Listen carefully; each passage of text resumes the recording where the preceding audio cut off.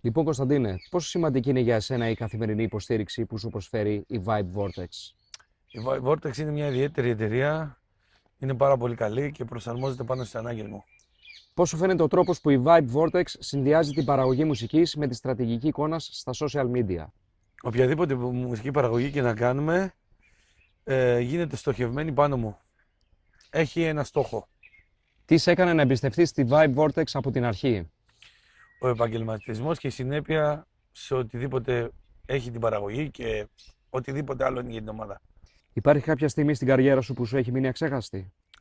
Η πρώτη φορά που ανέβηκα στη σκηνή και τραγούδισα ήταν κάτι σημαντικό που με ανατρίχιασε.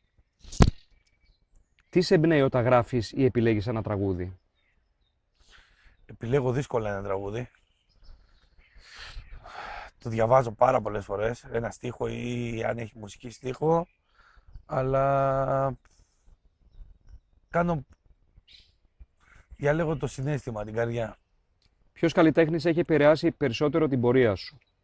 Στάθης Νικολαίδης, πρότυπο.